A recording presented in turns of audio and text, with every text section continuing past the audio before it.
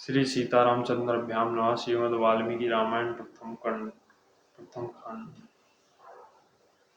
167 सर्ग। विश्वामित्र की पुष्कर तीर्थ में तपस्या तथा राजश्री अम्बरीश का ऋषिचित के मध्य पुत्र सुनसेपों को यज्ञ पशु बनाने के लिए खरीद कर लाना। पुरुष सिंह श्री राम यज्ञ में आए हुए उन सब वनवासी ऋषियों को वहां से जाते हुए देख महान तेजस्वी विश्वामित्र ने उनसे कहा, महर्षि, ये दक्षिण दिशा में रहने वाले हमारे तपस्वी महान विघ्न आ पड़ा है, अतः अब आप दूसरी दिशा में चले जाएं और वहीं रहकर तपस्या करें। विश्वामित्र पश्चिम दिशा में वहां महान माँ ब्रह्मा जी के 3 पुष्कर हैं, उन्हीं के पास रहकर हम सुखपूर्वक तपस्या करेंगे, क्योंकि वह तपोवन बहुत ही सुखद है।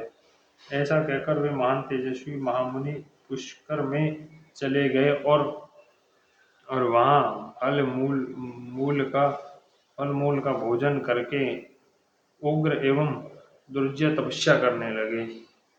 इन्हीं दिनों अयोध्या के महाराजा अम्बरीश एक यज्ञ की तैयारी करने लगे। जब वे यज्ञों में लगे हुए थे, उस समय इंद्र ने उनके यज्ञ पशु को चुरा लिया। पशु के खो जाने पर पुरोहित जी ने राजन से कहा, राजन, जो पशु यहाँ लाया गया था वह आपकी दुर्नति के कारण खो गया है। नरेश्वर, जो राजा यज्ञ पशु की रक्षा नहीं करता, उसे अनेक प्रकार के दोष नष्ट कर डालते हैं। पुरुषवर, जब तक कर्म का आरंभ होता है, उसके पहले ही खोए हुए पशु की खोज कराकर उसे शीघ्र यहाँ ले आओ, अथवा उसके निधि रूप से किसी पुरुष पशु को खरीद लाओ। यही इस पाप का महान प्रायश्चित है। पुरोहितों की यह बात सुनकर महाबुद्धिमान पुरुष श्रेष्ठ राजा अम्बरीश ने हजारों गौ के मूल्य खरीद के लिए एक पुरुष का अन्वेषण किया। तात रघुनंदन विभिन्न देशों, जनपथों, नगरों, वनों तथा पवित्र आश्रमों में खोज करते हुए एक राजा अम्बरीश भृंगुत पर्वत पर पहुंचे और वहां उन्होंने पत्नी तथा पुत्रों के साथ बैठे हुए ऋषिचिक मुनि का दर्शन किया। अमित कांतिमान एवं महान तेजस्वी राजश्री अम्बरीश ने तपस्या से उद्भूत होने वाले महर्षि ऋषिचिक को प्रणाम किया और उन्हें इस प्रकार उन्हें प्रसन्न करके कहा। पहले तो उन्हें ऋषिचिक मुनि से उनकी सभी वस्तुओं के विषय में कुशल समाचार पूछा। इसके बाद इस प्रकार कहा, महाभाग भृंगुनंदन, यदि आप 1,00,000 गोय लेकर अपने एक पुत्र को पशु बनाने के लिए बेचे तो मैं कृत्य हो जाऊंगा। मैं सारे देशों में घूम आया हूँ, परंतु कहीं भी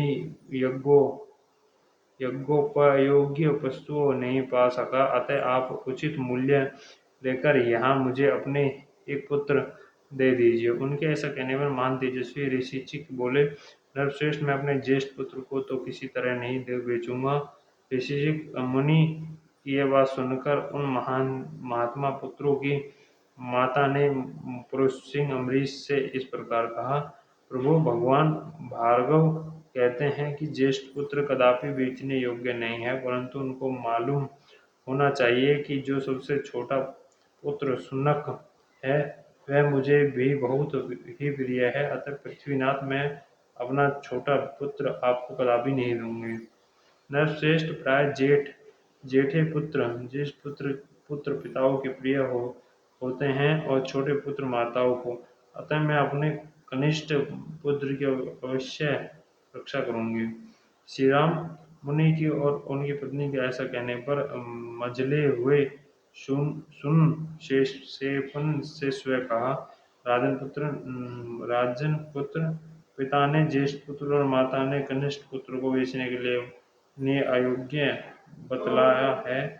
अतः मैं समझता हूँ कि दोनों दोनों की सृष्टि सृष्टि मंझला पुत्र ही बेचने के योग्य है, इसीलिए तुम मुझे ले चलो।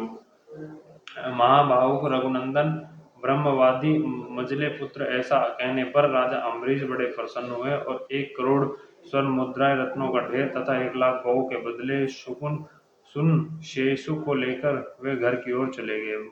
महान तेजस्वी यशस्वी राजश्री अम्बरीश सुन शेप को रथ पर बिठाकर बड़ी उतावली के साथ तीव्र गति को चले गए। इस प्रकार श्री वाल्मीकि निर्मित अर्ष रामायण आदि काव्य बालकांड में 61वां सर्ग पूरा हुआ। बोल सियापति रामचंद्र की जय। पवन सुत हनुमान के लक्ष्मण भरत शत्रुघ्न जय जय सियापति रामचंद्र की जय।